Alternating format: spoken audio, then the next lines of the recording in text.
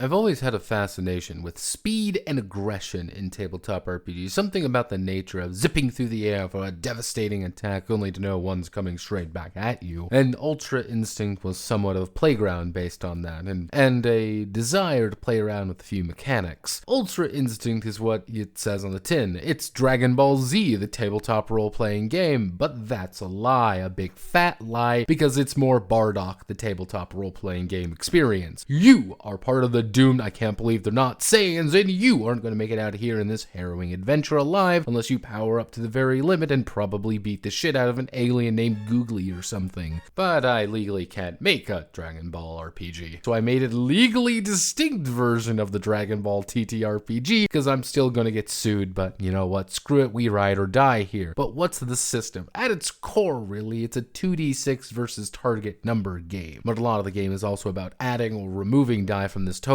by playing smart or playing very, very, very dumb. Because you need to think and play like a Carsadian. Because the system is built around playing a Carsadian, with the usual option being the most direct one, and that usually is beating the shit out of it. But the warriors will have to outfit themselves with their 9 attributes on a 3x3 grid, with the only attributes they have to work with. No skills or anything fancy like that here. Purely personal and quickly building into derived attributes, which are going to highlight what the game is really about. But that shouldn't stop you from developing a few key powers up to your key limit. These could be simple as burning your key points to increase your initiative, to allowing you to make your very own beam attacks to throw at the problem. But you'll never have a ton of key abilities. But on the other hand, in a world of Destructo Discs, having a Megaton Punch is a pretty damn good thing. But that leads us to the main show. Yes, the combat! Welcome to my totally original Donut Steel Velocity map. That is definitely not a ripoff of any other game. Do not think about it too hard. But when we're not believing it, the velocity map ties into the sequence system. Think that your velocity map is how fast you're going, darting around the field based on their instinct, how aware they are. Lower instincts means you are placing yourself on this map first, possibly placing themselves at a disadvantage even if they don't know it yet. But your sequence score is how much stuff you get to actually do in that round. Kind of think of like action points, but your position on the velocity map not